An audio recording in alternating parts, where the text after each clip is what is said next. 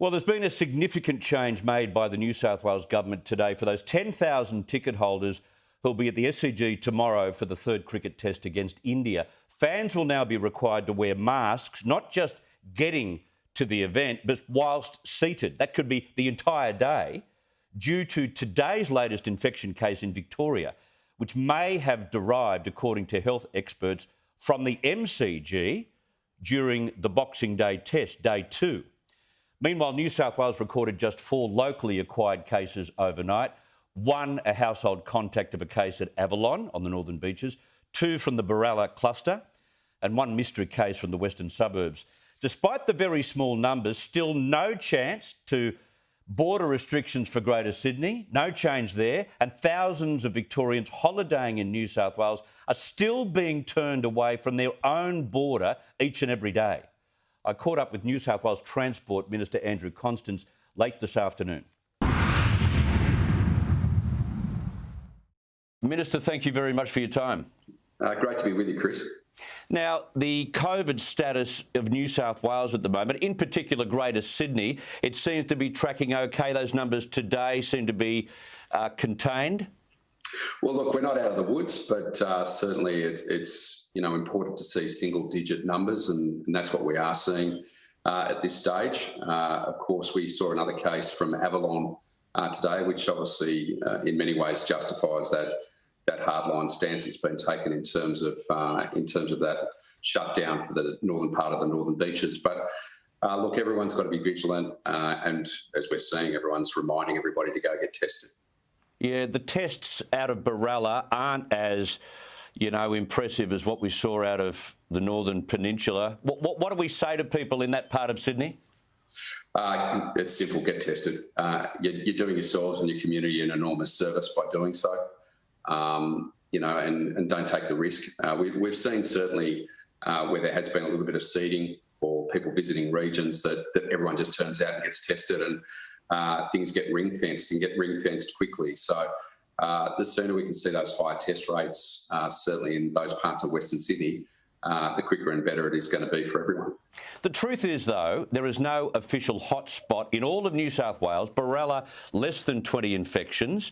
1 infection in Avalon in the past 7 days. And yet you've got borders closed to people in Greater Sydney. It's madness. Yeah, look, I at the moment think in many ways it's a human rights issue that you can't return to your own premise in Victoria. In many ways, it's easier to get back from the UK to Melbourne than it is if you're in a caravan on the south coast of New South Wales. Yes.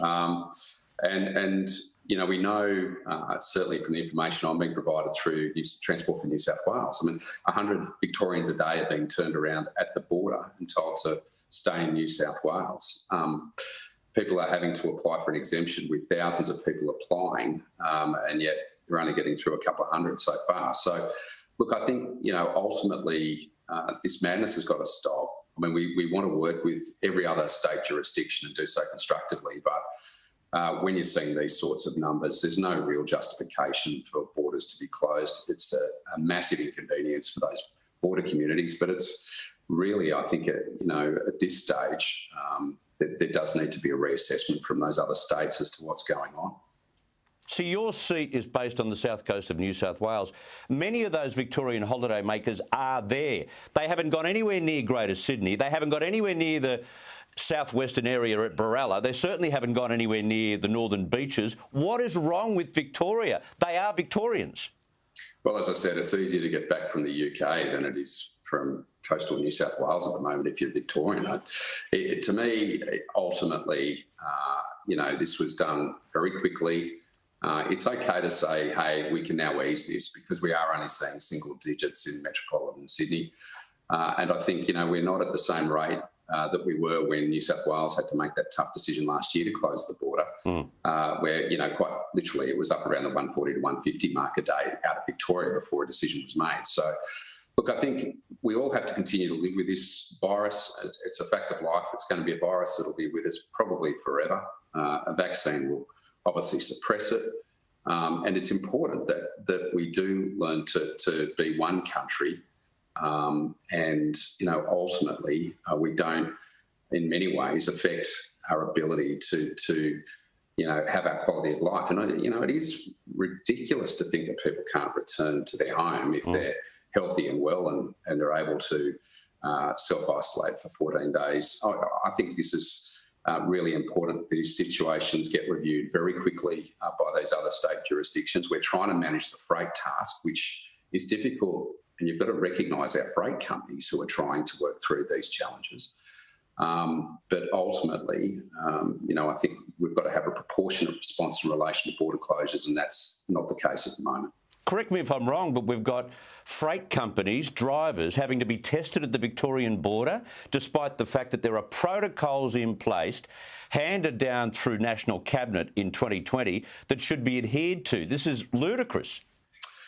Yeah, look, I can sort of understand where Victoria's come from, given the challenges that they had last year. But I think there's been so many key learnings through the process over the last 6 months that there's no need for this approach right now. I think ultimately, yes, if there was massive hotspots and hundreds of people contracting the virus every day, then you might make these tough decisions to close borders. But at the moment, I think the state governments work very well. The health ministers are obviously working very, very well.